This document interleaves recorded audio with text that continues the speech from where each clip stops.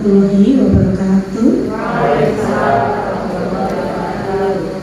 Selamat berjumpa pada acara sosialisasi modul pertama dan keempat program guru penggerak SD Negeri Kedungreja 01. Untuk mengawali sosialisasi hari ini, mari kita buka bersama dengan membaca basmalah bersama. Dipersilakan. Bismillahirrahmanirrahim. Memasuki momen yang berikutnya, yaitu sambutan Kepala SD Negeri Kedungreja 01. Kepada terhormat Bapak Dedi Siswanto SPD, dipersilahkan.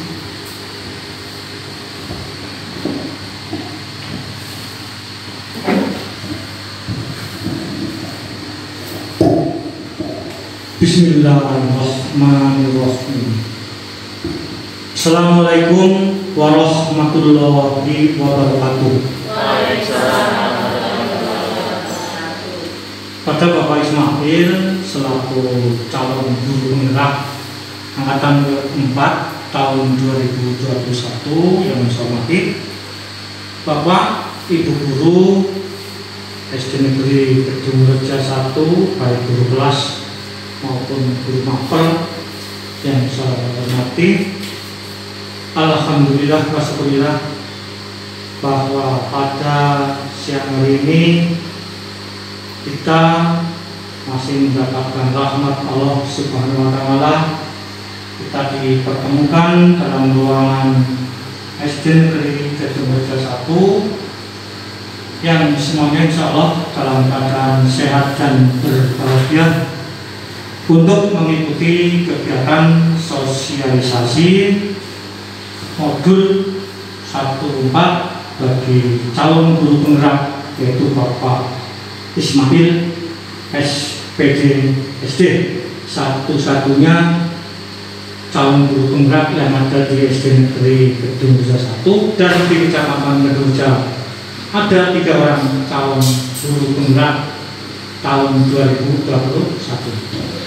Bapak Ibu yang saya hormati, mengawali kegiatan pada siang hari ini, di sini saya selaku yang dituakan sebagai Kepala Sekolah SD Negeri Kedungreja 1 mengucapkan rasa bahagia yang setinggi-tingginya karena ada salah satu rekan kita yang menjadi calon guru penggerak. Semuanya diikuti dengan mengikuti kegiatan testing, melalui tes ya Mas, beberapa kali. Hanya lolos dari Kecamatan Kedungreja, mungkin pendaftarnya belum begitu banyak, peminatnya belum begitu banyak, karena mungkin belum nampak hasil-hasil yang diperoleh dari guru penggerak. Memang selama ini baru berjalan beberapa angkatan, sehingga untuk Kecamatan Kedungreja sendiri belum begitu melihat dampak yang nyata. Bapak Ibu yang saya hormati, untuk itu pada Bapak Ibu pada siang hari ini nanti akan diceritakan bagaimana perjalanan seorang calon guru penggerak yang harus diikuti selama kurun waktu 9 bulan Pak. 9 bulan, di mana nanti setiap 3 bulan diadakan pertemuan di tingkat kabupaten. Mudah-mudahan apa yang dilaksanakan oleh beliau Bapak Ismail ini sebagai perintis guru penggerak di Kecamatan Kedungreja nanti bisa diikuti oleh panjenengan, terutama yang selevel seangkatan dengan panjenengan, yaitu Pak Ismail seperti Bu Evi, Bu Istin, sama Bu Ariantini. Mudah-mudahan nanti bisa menyusul, karena menurut aturan yang terbaru Permendikbudnya itu berbunyi bahwa untuk menjadi kepala sekolah harus melalui guru penggerak, harus sudah lulus sebagai guru penggerak. Nah, mudah-mudahan nanti Pak Ismail yang pertama di SD Negeri Kedungja 1 dan mungkin bertiga nanti yang ada di Kecamatan Kedungja yang menjadi kepala sekolah dengan melalui dasar sebagai guru penggerak. Dan hari ini Pak Ismail akan mencoba menyampaikan, mensosialisasikan apa yang diperolehnya dalam perjalanannya selama hampir 3 bulan, mungkin belum ada 3 bulan, sudah bisa memperoleh atau mempelajari 4 modul, dan modul itu akan berisi apa, tentang apa, nanti mari kita ikuti bersama-sama.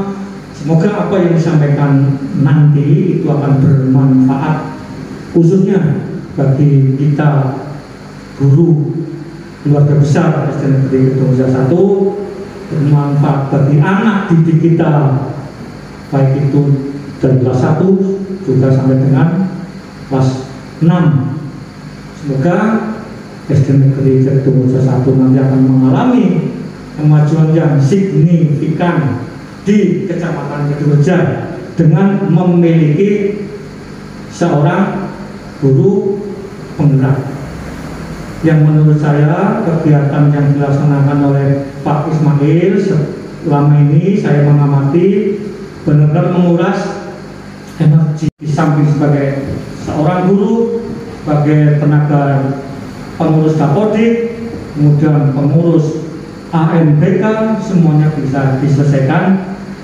bersama-sama meskipun sekarang kelihatan kurus, namun mudah-mudahan dalam badan kurus di sana terdapat jiwa yang sehat, badan kurus tetap sehat. Itu Bapak dan Ibu guru sebagai awal dari kegiatan sosialisasi ini. Tidak begitu banyak yang harus saya sampaikan. Saya mengajak agar apa yang dilaksanakan oleh beliau Bapak Ismail nanti bisa panjenengan ikuti semuanya demi keberhasilan anak didik kita, khususnya SD Negeri Kedungja 1 dan umumnya bagi anak bangsa Indonesia untuk menuju generasi penerus yang akan datang.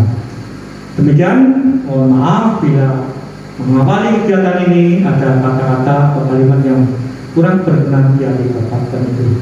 Sekian waktu saya kembalikan kepada moderator. Wassalamualaikum warahmatullahi wabarakatuh. Dengan ini secara resmi kegiatan sosialisasi modul pembelajaran calon guru penggerak saya nyatakan dibuka. Saya kembalikan. Terima kasih kepada beliau Pak Didi Siswanto selaku Kepala SD Negeri Kedungja 1 yang telah memberikan sambutan sangat luar biasa, memotivator kita selaku guru-gurunya untuk menjadi generasi penerus dari Bapak Ismail melanjutkan di tahap berikutnya mengikuti guru penggerak. Masuk season yang berikutnya yaitu sosialisasi modul tahap 1 dan 4 program guru penggerak. Ini adalah acara inti Bapak Ibu. Mari kita sambut acara ini untuk menyemangati Pak Ismail yang sangat luar biasa. Kita beri dukungan dengan tepuk tangan yang meriah. Pada sesi sosialisasi modul 1.1 dan 1.4 program guru penggerak, kami persilahkan kepada Bapak Ismail SPD. Bismillahirrahmanirrahim. Assalamualaikum warahmatullahi wabarakatuh. Alhamdulillahilladzi hadana li hadza wa ma kunna nahtadiya laula an hadana. Asyhadu an la ilaha illallah wahdahu la syarika lah wa asyhadu anna Muhammadan abduhu wa rasuluhu la nabiyya ba'dahu. Yang terhormat Bapak Kepala Sekolah SD Negeri Kedungja 01, yang saya hormati Ibu Moderator dan juga Bapak Ibu rekan-rekan guru di SD Negeri Kedungja 01. Pada siang hari ini, marilah kita awali dengan ucapan syukur alhamdulillah kepada Allah Subhanahu wa taala, karena di siang hari ini kita masih diberi kesehatan, kesempatan, kelapangan waktu sehingga dapat menghadiri kegiatan, yaitu kegiatan dari sosialisasi modul 1 program Guru Penggerak. Salawat dan salam semua tetap terlimpah curahkan kepada baginda alam, yakni Habibana wa Nabiyyina Muhammad sallallahu alaihi wasallam. Tidak lupa pula kepada para sahabatnya, tabi'in-tabi'atnya, dan semoga yaumul jazaa nanti kita mendapatkan syafaat atas sebenarnya. Amin, amin, amin ya rabbal alamin. Bapak Ibu yang saya hormati, perkenalkanlah saya di sini selaku calon, ya, masih calon guru penggerak untuk mensosialisasikan apa yang telah saya dapatkan selama pendidikan kurang lebih 3 bulan ke belakang, ya, 3 bulan ke belakang. Saya pada kesempatan kali ini ingin berbagi informasi, ya, bukan menjadi istilahnya menatar ya Bapak Ibu, bukan menatar, tapi sifatnya di sini saya ingin berbagi informasi dengan sesama rekan guru di SMP Channel 1, dan mudah-mudahan apa yang saya sampaikan nanti dapat bermanfaat bagi kita semua. Saya akan ceritakan sedikit di sini seperti judul yang tertampang di sini, terpampang.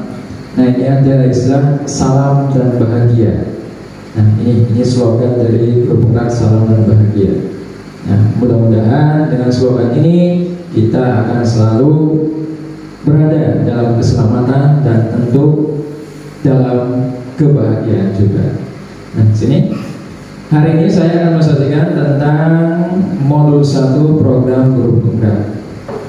Saya akan ceritakan sebentar sebagai pengantar bahwa saya mendaftar Guru Penggerak itu 3 bulan ke belakang, ya.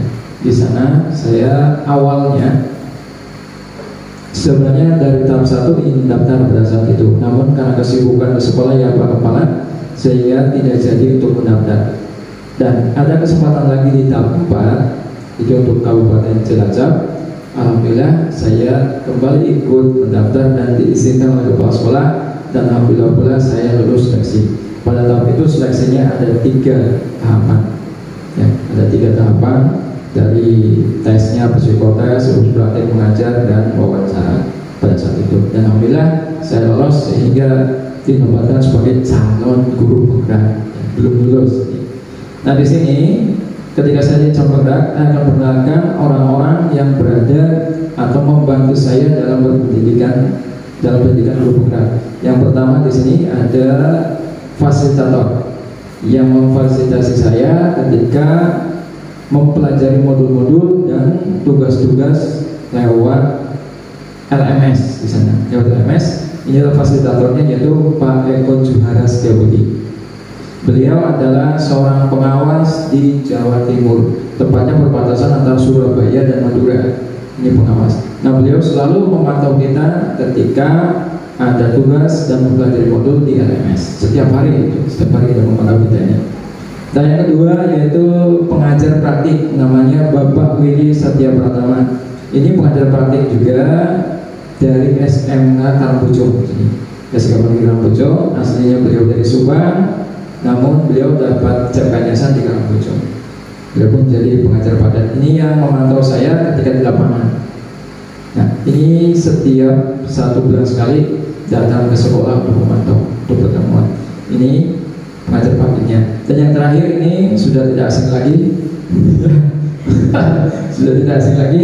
Ini saya sendiri di sini, dan mudah-mudahan selama pendidikan nanti saya bisa sampai, dan mudah-mudahan didoakan juga untuk lulus. Amin. Amin. Nah, program Guru Penggerak ini direncanakan akan berjalan selama 9 bulan. Sekarang saya baru 3 bulan. 3 bulan pun itu baru hanya modul 1.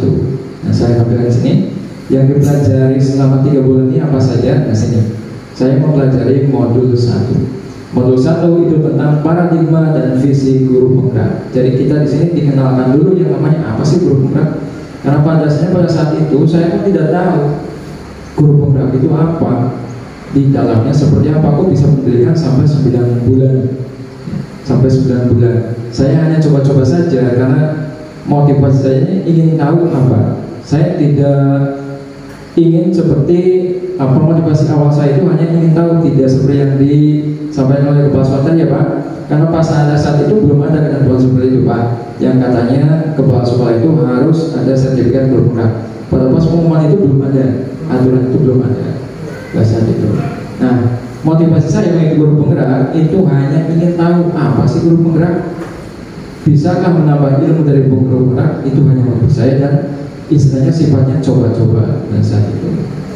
Nah, ini yang sudah saya pelajari modul 1. Nah, modul 1 itu terdiri dari 4 submodul. Yang pertama modul 1 yaitu tentang refleksi filosofi pendidikan Ki Hajar Dewantara. Yang kedua nilai dan peran guru penggerak. Yang 1.3 itu tentang visi guru penggerak, dan 1.4 tentang budaya positif. Nah, kalau saya sampaikan semua di sini mungkin waktunya kurang. Ya, waktunya kurang. Jadi yang akan saya sampaikan di sini adalah yang pertama 1.1 refleksi filosofi pendidikan Indonesia Ki Hajar Dewantara, dan yang keduanya adalah tentang budaya positif di sini. Ya, saya akan lanjutkan di sini. Untuk modul 1 itu filosofi pendidikan dari Ki Hajar Dewantara. Nah, tentunya Bapak Ibu sekalian sudah tahu siapa sih Ki Hajar Dewantara. Beliau dijuluki sebagai Bapak Pendidikan Nasional. Ini tidak perlu saya jelaskan secara gamblang, cuma kita sebalik saja. Beliau itu siapa dan kenapa bisa dijuluki sebagai Bapak Pendidikan Nasional. Nama asli dari Ki Hajar Dewantara ini adalah Raden Mas Suwardi Suryaningrat. Beliau lahir di Yogyakarta pada tanggal 2 Mei tahun 1889. Nah, pada sampai hari ini kelahiran beliau itu diperingati sebagai Hari Pendidikan Nasional. Beliau wafat tanggal 26 April tahun 1959 pada usia 70 tahun. Dan pada saat beliau 40 tahun, itu dalam kalender Jawanya ya, dalam kalender Jawa sini, itu beliau mengubah namanya menjadi Ki Hajar Dewantara. Karena nama aslinya itu Raden Mas Suwardi Suryaningrat. Namun pada usia 40 tahun beliau mengubah namanya menjadi Ki Hajar Dewantara. Kenapa demikian? Karena beliau ingin lebih dekat dengan rakyat tanpa adanya embel-embel di sini. Embel-embel tentang bangsawan. Ya, pada saat itu kan zaman dulu bangsawan itu lebih dihormati, ya, lebih penting, lebih utama pada saat zaman tahun sekian. Nah, beliau itu inginnya pada saat itu adalah ingin dekat dengan rakyat, namun tanpa embel-embel dari kebangsawanannya. Itu profil dari Ki Hajar Dewantara. Selanjutnya, pada tanggal 3 Juli tahun 1922 di Yogyakarta beliau mendirikan Taman Siswa. Taman Siswa sudah tidak asing lagi ya. Sebagai dunia pendidikan pasti kita tahu yang namanya Taman Siswa di Yogyakarta. Nah, tujuan beliau mendirikan sekolah tersebut karena menurut Ki Hajar Dewantara, pendidikan Indonesia tidak akan pernah maju jika pendidikan kita terus mengikuti pendidikan pada zaman kolonial Belanda. Karena pada saat itu pendidikan itu adalah sifatnya adalah diskriminatif dan tidak mengabaikan nilai kebudayaan masyarakat pada saat itu. Ada yang sudah, mungkin Bapak Ibu sudah paham ya bagaimana pendidikan di masa kolonial. Ya, kalau misalkan lebih mendalamnya, saya akan putarkan sebuah video di sini. Nah, ini adalah video tentang pendidikan pada zaman kolonial Belanda. Ini nggak mau.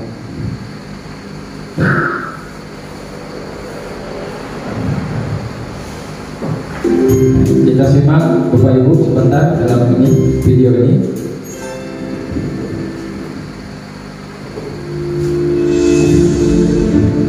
Salam dan bahagia Bapak Ibu calon guru penggerak. Video ini akan menggambarkan tentang pendidikan zaman kolonial, sekaligus menjadi pengantar bagi Anda untuk berefleksi kembali perjalanan pendidikan Indonesia dari zaman kolonial hingga saat ini.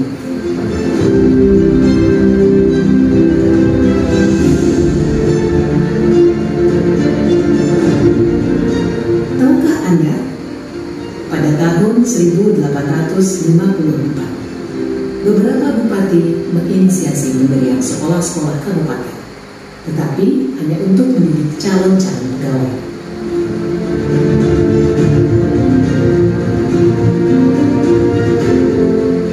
Kemudian tahun yang sama, lahirlah sekolah-sekolah Bumi Putra yang hanya mempunyai 3 kelas.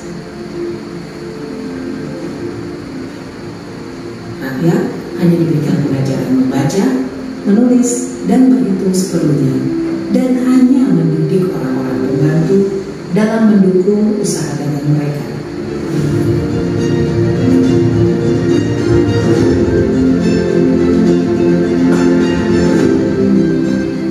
Pemerintah Hindia Belanda memberikan kelonggaran kepada para calon nubir dokter Jawa untuk mendapatkan pendidikan dan pengajaran. Namun, tahukah Anda mengapa?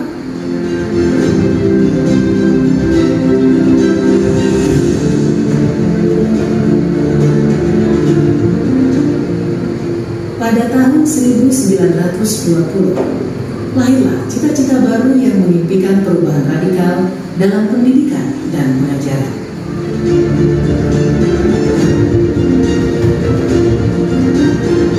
Dan pada tahun 1922, lahirlah Taman Siswa di Yogyakarta sebagai sebuah gerbang emas kemerdekaan dan kebebasan kebudayaan bangsa. Taman Siswa ada sebagai jiwa rakyat untuk merdeka dan bebas.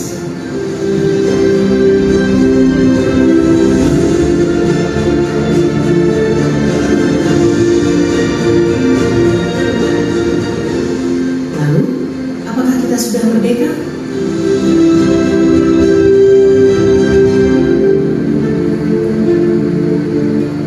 Video ini adalah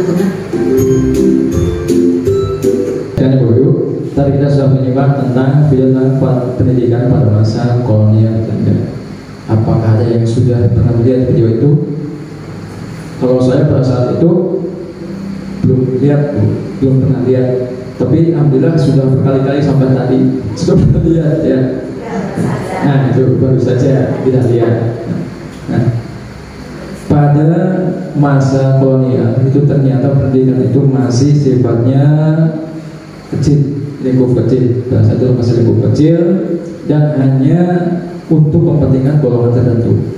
Ya, sehingga pada masa itu Ki Hajar Dewantara mendirikan sebuah perguruan yang dinamakan Taman Siswa untuk lebih meluas lagi pendidikan kepada masyarakat. Nah, sebenarnya kita ketahui bahwa prinsip Ki Hajar Dewantara tadi dalam Taman Siswa itu adalah Ingarso Sunggulodo, Imadyo Bangkarso, dan Tunpuri Handayani. Slogan ini atau prinsip pendidikan ini, semboyan pendidikan nasional ini sudah tidak asing lagi bagi kita, yang mana selalu kita jalankan, selalu kita jadikan pedoman sebagai pengembangan dari dunia pendidikan yang sampai saat ini semboyan ini masih kita pakai dan tidak lekang oleh waktu. Nah, tidak lekang oleh waktu. Dan mudah-mudahan selaku guru kita dapat menjalankan semboyan ini dengan baik dan lebih bijaksana lagi. Nah, ini dari prinsip dasar pendidikan Taman Siswa di Yogyakarta. Nah, kita lanjut. Hanya yang tadi hanya pengantar saja dari saya. Sekarang kita lanjut ke modulnya, modul 1.1, yaitu tentang refleksi filosofi pendidikan nasional Ki Hajar Dewantara. Nah, sebelum kita lanjut, saya ingin tanya dulu, coba sejauh ini pendidikan yang kita tahu itu seperti apa? Karena ini sebagai gambaran saja, ketika saya selama menjadi guru dan mengikuti pendidikan guru penggerak, ini merupakan hal baru bagi saya. Itu bagi saya ya, tapi nggak tahu jadi bagi bapak ibu sekalian nanti. Ini hal yang baru dan pengetahuan baru bagi saya. Mungkin sudah ada pada diri, tapi kita tidak tahu tujuannya seperti apa. Ya, apa yang kita lakukan itu tidak tahu tujuannya seperti apa. Sudah ada dasar, tapi untuk pengembangannya tidak tahu arahnya. Nah, sekarang saya tanya dulu, coba sejauh ini pendidikan itu yang kita ketahui apa? Seperti apa? Mungkin ada yang mau mengungkapkan? Bu Evi. Terima kasih Bapak Ismail. Sejauh ini pendidikan yang ada yang saya praktekkan dalam pengajaran sehari-hari, pendidikan untuk membuat anak itu lebih lebih mengetahui, lebih berkembang dari sisi mental. Pendidikan menurut saya lain halnya dengan pengajaran. Kalau pengajaran itu kita lebih mentransfer materinya, kalau pendidikannya itu lebih kepada pembentukan sikap anak, terutama pendidikan mentalnya. Jadi supaya kita bisa mendidik anak dengan lebih baik, kita harus menyinkronkan antara pengajaran yang diberikan dengan pendidikannya, mentransfer materi sekaligus membuat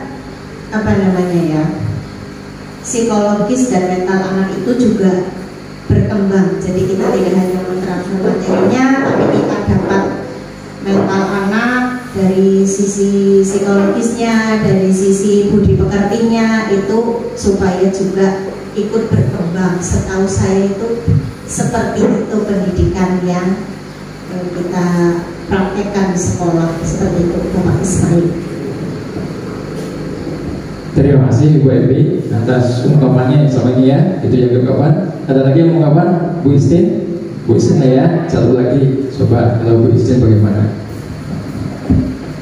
Terima kasih atas waktu yang telah diberikan kepada saya. Menurut saya selama saya menjadi guru, untuk pendidikan itu sebenarnya memberikan materi pelajaran kepada anak. Itu yang saya ketahui ya. Mulai dari yang ada di buku pelajaran, begitu juga yang ada di lingkungan. Kita belajar tidak hanya dari buku, tapi juga dari lingkungan. Sedangkan pengajaran menurut saya itu kita seperti sharing kepada anak. Iya. Dari apa yang dilakukan, apakah itu sudah betul atau salah, kita sharing. Nanti kita mencari apa itu yang dilakukan sudah betul atau salah. Itu menurut saya. Terima kasih atas waktunya. Assalamualaikum. Ya, terima kasih. Dari itu ungkapan-ungkapan pendidikan yang selama ini kita pahami dan kita laksanakan. Ya. Dari Bu Evi tadi berarti membentuk karakter ya Bu Evi ya, untuk karakter. Dari Bu Istin tadi setiap penyampaian yang kita gunakan dalam pendidikan itu di lingkungan juga kita harus jadikan sebuah pendidikan. Dan booster itu adalah faktor keberhasilan. Nah, kita akan kupas tuntas ini apa sih filosofi pendidikan nasional bagi Hajar Dewantara. Nah, sini kita akan tampilkan. Menurut Ki Hajar Dewantara, antara pendidikan dan pengajaran itu berbeda. Ya, pendidikan dan pengajaran itu berbeda. Pendidikan itu adalah memberi, pengajaran dulu ya, pendidikan dan pengajaran. Pengajaran itu ada dalam pendidikan. Ya, pengajaran itu ada dalam pendidikan. Sedangkan pendidikan itu adalah memberi tuntunan terhadap segala kebutuhan berat yang dimiliki anak agar ia mampu mencapai keselamatan dan kebahagiaan yang setinggi-tingginya, baik sebagai seorang manusia maupun sebagai anggota masyarakat. Sedangkan pengajaran itu adalah merupakan proses pendidikan dalam memberi ilmu atau berfaedah untuk keselamatan hidup anak secara lahir dan batin. Jadi ini seperti ini. Kalau kita umpamakan dua buah lingkaran, itu lingkaran yang besar itu adalah pendidikan. Sedangkan lingkaran yang kecilnya itu adalah pengajaran. Kalau pengajaran adalah prosesnya di dalam pendidikan itu, kalau pendidikan itu adalah inti dari tuntunan terhadap anak yang kita didik, seperti itu ya. Jadi menurut beliau kesimpulannya adalah pendidikan dan pengajaran merupakan usaha persiapan dan persediaan untuk segala kebutuhan hidup manusia, baik dalam hidup bermasyarakat maupun hidup berbudaya dalam arti yang seluas-luasnya. Nah, ini pengertian dari pendidikan dan pengajaran. Dasar-dasar pendidikan dan pengajaran ini menurut beliau yang pertama adalah menuntut. Apa itu menuntut? Maksud dari pendidikan adalah menuntun segala kekuatan kodrat yang ada pada anak-anak agar mereka dapat mencapai keselamatan dan kebahagiaan yang setinggi-tingginya, baik sebagai manusia maupun anggota masyarakat. Ini dasar filosofi Ki Hajar Dewantara dari kata menuntun, bahwa pendidikan itu adalah menuntun. Pendidikan itu hanya dapat menuntun tumbuh atau hidupnya kekuatan kodrat yang ada pada anak-anak agar dapat memperbaiki perilakunya hidupnya dan tumbuhnya kekuatan kodrat pada anak. Nah, yang dimaksud kata menuntun itu adalah bisa kita analogikan di sini dalam konsep petani. Kita selaku guru itu hanya menuntun anak, tidak bisa mengubah anak. Ya, tidak bisa mengubah anak, hanya menuntun anak. Nah, konsep ini kita analogikan sebagai konsep petani. Diibaratkan guru itu adalah petani, siswa itu adalah biji jagung. Nah, sebenarnya tidak hanya harus biji jagung di sini ya, biji atau tanaman. Sedangkan untuk sekolah adalah lahan. Yang mana ketiga ini harus berkesinambungan supaya menjadi hasil yang baik. Kita contohkan saja. Jika benih jagung yang baik atau benihnya bagus, kita tanam di lahan yang bagus dengan perawatan yang bagus, dikasih pupuk, ya, bantuan cahaya matahari yang bagus, maka hasilnya bagaimana? Kira-kira pasti akan bagus, ya, pasti akan bagus hasilnya. Nah, bagaimana kalau kasus seperti ini? Jika benihnya bagus, ya, lahannya bagus, tapi kurang perawatan, kita telantarkan, tidak dikasih pupuk, cahaya matahari pun dibiarkan saja atau ditempatkan di jauh dari cahaya matahari, apa yang terjadi benih itu? Akan tumbuh tidak? Mungkin tetap tumbuh, tapi tidak akan optimal. Begitupun sebaliknya, adakah seperti ini lagi? Jika biji itu kurang baik, dasarnya memang kurang baik, ya, tapi kita tanam di lahan yang bagus, perawatannya bagus, pupuknya bagus, ya, cahaya mataharinya sangat bagus, apa yang akan terjadi? Mungkin dipastikan itu akan tumbuh lebih baik, ya, pasti akan lebih tumbuh lebih baik meskipun dia berasal dari benih yang kurang baik. Nah, kesimpulan dari pemikiran KHD yang pertama adalah tujuan pendidikan yaitu menuntun segala kodrat pada anak agar mereka dapat selamat dan bahagia baik sebagai manusia maupun sebagai anggota masyarakat. Selamat dan bahagia kapan dirasakan? Di masa depan, ketika mereka sudah mandiri. Ya, kita hanya memberikan modal ketika mereka akan menjadi mandiri. Nah, selanjutnya mereka belajar adalah cita-cita pendidikan Indonesia dan pembelajaran yang mengembangkan profil pelajar Pancasila untuk mewujudkan pelajar berkarakter. Semuanya kita sekarang sesuai dengan konteks zaman, pendidikan sekarang itu adalah pendidikan yang merdeka belajar. Ya, ini Bapak Ibu dari modul 1 tadi. Ya, Bapak Ibu yang saya hormati, kita lanjutkan. Itu tadi modul 1.1. Ya. Sekarang kita beralih ke modul 1.4, yaitu tentang budaya positif. Budaya positif itu adalah budaya-budaya yang sifatnya positif yang ada di sekolah. Nah, budaya-budaya itu harus kita wujudkan di sekolah, harus kita terapkan. Nah, bagaimana cara menerapkannya? Itu adalah dengan beberapa langkah di sini, atau beberapa tahapan, atau beberapa tindakan-tindakan yang harus kita lakukan tentang budaya positif. Yang pertama adalah yang namanya teori kontrol. Nah, ini agak sulit mengucapkannya ini. Teori kontrol yang pertama. Nah, sebelum teori kontrol itu ada yang namanya teori-teori yang kontrol yang dianggap sebagai kurang tepat, ya, kurang tepat. Contoh seperti bahwa orang dewasa itu berhak memaksa kepada anak atau berhak mengontrol anak. Nah, itu adalah teori-teori yang kurang tepat dalam teori kontrol. Dari teori kontrol itu kita akan berkaitan dengan yang namanya disiplin. Disiplin itu yang kita tahu adalah ini, ya. Disiplin dalam bahasa Latin itu adalah artinya adalah belajar. Disiplin diri membuat orang menggali potensinya menjadi sebuah tujuan apa yang dihargai. Namun dalam budaya kita, makna kata disiplin telah berubah menjadi sesuatu yang dilakukan seorang pada orang lain untuk mendapatkan kepatuhan. Kecenderungan umum adalah menghubungkan kata disiplin dengan ketidaknyamanan, bukan dengan apa yang kita hargai atau mencapai suatu tujuan mulia. Ini bukan disiplin. Coba selama ini yang namanya disiplin itu apa, Bapak Ibu? Disiplin mematuhi aturan, ya. Mematuhi aturannya kita tahu disiplin itu mematuhi aturan. Nah, namun pada dasarnya disiplin itu seperti ini, ya. Nah, mematuhi aturan, tapi disiplin itu seperti ini. Nah, disiplin itu dapat terwujud dari motivasi manusia. Motivasinya apa nih? Motivasi paling rendah, ini sedang, dan motivasi inilah yang harus kita terapkan.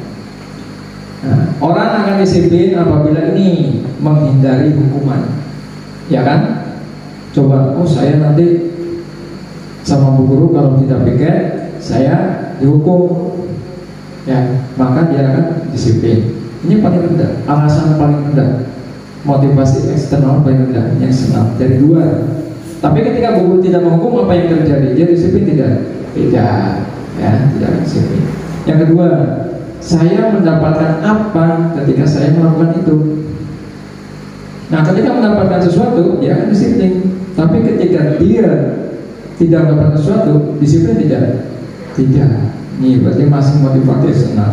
Nah, yang seharusnya disiplin itu diwujudkan dengan motivasi internal, motivasi yang berasal dari diri sendiri. Saya akan menjadi orang yang seperti apa bila saya melakukannya.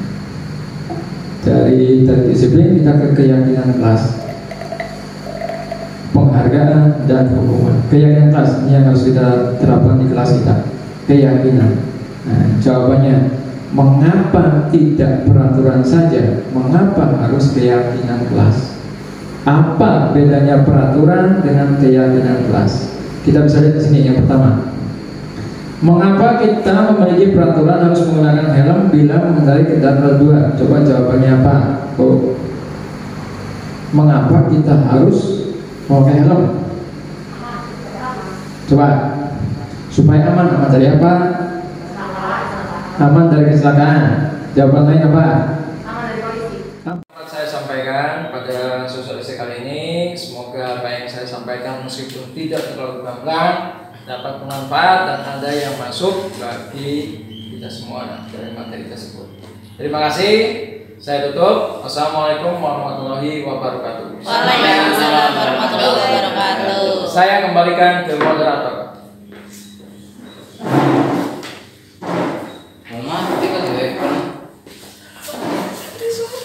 Sangat luar biasa sosialisasi yang disampaikan oleh beliau Pak Ismail, ternyata betul-betul menambah ilmu kita sebagai guru, dengan harapan kita bisa menerapkan bersama-sama Pak Mail tentang pendidikan tersebut. Nah, dengan adanya sosialisasi dari Pak Mail, pasti Bapak Ibu semua ingin semakin meningkatkan kualitas dan kuantitas, sehingga sudah menyiapkan beberapa pertanyaan. Nah, pada kesempatan kali ini kami persilahkan kepada Bapak Ibu untuk menyampaikan pertanyaan sesuai dengan tema hari ini. Silahkan kepada Bu Ariantini, sudah siap untuk bertanya? Bu, silahkan Bu Ari.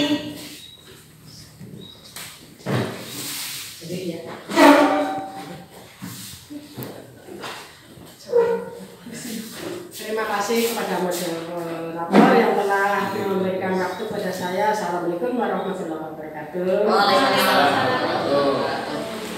Pada kesempatan ini saya diberi kesempatan untuk bertanya. Untuk pertanyaan saya tertarik dengan yang istilahnya apa itu yang raga rasa itu Pak. Wirasa, wirasa.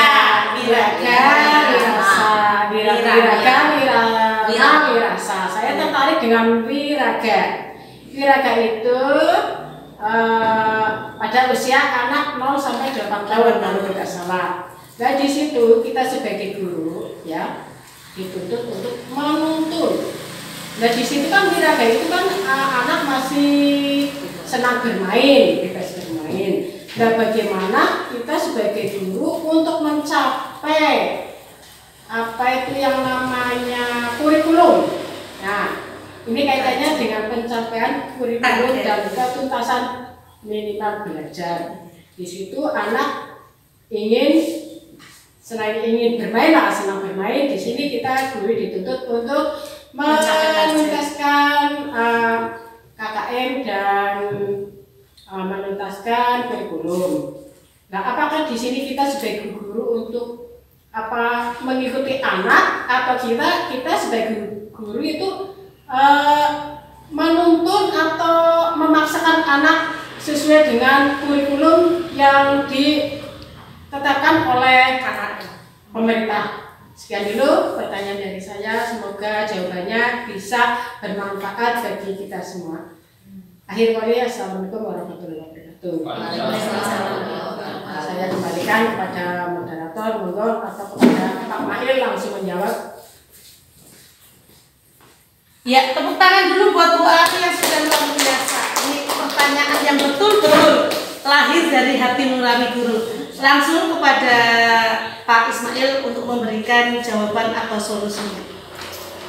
Terima kasih kepada Bu Ari yang telah menyampaikan pertanyaannya tadi ya. Saya menarik sekali dengan pertanyaan Bu Ari bahwa bagaimana ketika kita menerapkan tadi wirama ya, wiraga, sedangkan kita tuntutannya adalah kurikulum, begitu ya. Apakah kita harus menuntut kurikulum? Apakah menerapkan yang tadi bahwa pembelajaran itu harus bermain, tapi mencapai kurikulum, gitu ya Bu? Nah, memang untuk tuntutan sekarang itu adalah pada kenyataannya memang kita tuntut harus sesuai dengan mencapai kurikulum, target kurikulum. Sedangkan untuk pendidikan pada dasarnya yang diterapkan dari Ki Hajar Dewantara itu adalah bahwa anak harus sesuai dengan kehendak anak, seperti itu kan. Kita sebagai guru harus memang secara pribadi agak sulit Bu, sama sekali sulit. Kenapa? Di sisi lain kita harus mencapai kurikulum, tapi di sisi lain kita harus sesuai dengan kehendak anak. Nah, bagaimana sampai kurikulum? Sedangkan kita harus lambat atau memahami anak itu kan dalam butuh waktu yang lama. Nah, apakah harus yang mana yang kita pilih? Ya memang secara baiknya itu dua-duanya. Di sana harus kita mencapai kurikulum, tapi kita tidak memaksa kepada kehendak anak. Makanya sekarang itu ada perbaikan yang namanya kurikulum, perbaikan kurikulum. Namanya kurikulum prototype. Kurikulum prototype itu sudah dicanangkan oleh kementerian yang sekarang. Itu kurikulum prototype, dan sekarang sudah diterapkan di sekolah penggerak. Di sana kurikulum itu tidak memaksakan harus tercapai seperti yang target kurikulum yang sekarang kurikulum 13, tapi saya memberikan kebebasan kepada guru untuk mengembangkan kurikulum sendiri. Jadi kita itu mau mencapai kurikulum itu seperti apa dengan cara yang seharusnya seperti tadi, dengan menerapkan wiraganya bagaimana, capaian kurikulum seperti apa, itu yang ditentukan oleh guru. Makanya namanya kurikulum prototype. Nah, itu tahun sekarang itu harus diterapkan ya. Kita itu bila boleh memilih apakah kurikulum 13, apakah kurikulum prototype. Itu kita boleh memilih sekarang. Tapi untuk saat ini masih dalam kurikulum 2013. Untuk rencana ke depan itu pemerintah itu mengadakan kurikulum itu untuk mencapai target kurikulum, tapi dengan catatan pendidikan yang seperti dijelaskan tadi. Kalau sekarang bagaimana caranya? Ya kita sebisa mungkin kita memang harus seperti itu, tapi harus mencapai kurikulum. Ya meskipun saya ini masih setengah-setengah ya Bu, betul, masih setengah-setengah. Tapi insya Allah jika memang ada kurikulum baru dengan kurikulum prototype, kita dapat menerapkan itu dengan lebih baik. Demikian Bu Ari, bisa diterima Bu Ari? Bisa. Terima kasih. Dan Bu Ari. Ya, jawaban yang sangat luar biasa. Ini perlu sekali lagi nih kita tepuk tangan untuk Pak Ismail. Jadi ternyata betul-betul jawaban yang diharapkan oleh kita semua. Nah, dari season pertama sampai dengan season ini kita sudah melalui suatu proses yang betul-betul dibutuhkan dalam dunia pendidikan kita sebagai guru. Akan tetapi dengan waktu yang berjalan, dengan materi yang sudah disampaikan secara menyeluruh, akhirnya kita akan memasuki yaitu ke tahapan yang terakhir atau acara yang terakhir, yaitu penutupan. Nah, sebelum saya tutup, ucapan terima kasih kepada beliau Pak Ismail, Pak Kepala Sekolah, dan seluruh Dewan Guru. Mari kita tutup acara sosialisasi hari ini dengan membaca hamdalah bersama. Alhamdulillah. Terima kasih. Mohon maaf bila ada penyampaian atau tutur kata kami yang kurang pas dan kurang berkenan. Wabillahi taufiq wal hidayah. Wassalamualaikum warahmatullahi wabarakatuh. Waalaikumsalam warahmatullahi wabarakatuh. Terima kasih.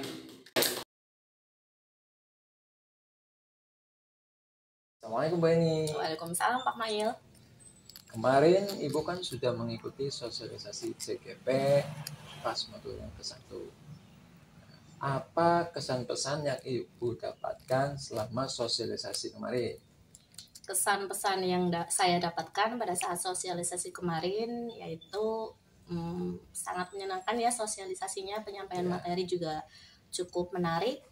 Kemudian banyak pengalaman-pengalaman baru yang bisa saya ambil pada saat sosialisasi kemarin. Saran saya buat Pak Mail, lanjutkan terus Pak Mail, tetap semangat dan saya tunggu sosialisasi selanjutnya. Terima kasih. Terima kasih kembali Pak Eni. Assalamualaikum Bu Eni. Waalaikumsalam Pak Mail. Ibu kemarin kan sudah menjadi peserta sosialisasi. Menurut Ibu, materi apa dari sosialisasi kemarin yang paling berkesan? Ya, materi yang berkesan menurut saya adalah budaya positif. Dari materi itu saya dapat memahami bagaimana menerapkan disiplin positif, membuat keyakinan kelas, bagaimana menerapkan posisi kontrol terhadap anak yang sebenarnya, dan menerapkan restitusi. Selain itu, banyak juga hal baru yang saya dapatkan seperti filosofi pendidikan nasional menurut Ki Hajar Dewantara. Terima kasih Pak Mail atas ilmunya, semoga bermanfaat khususnya di dunia pendidikan di SD Negeri Keturunjayan nomor 1. Terima kasih Bu Eti. Lanjut terus Pak Mail.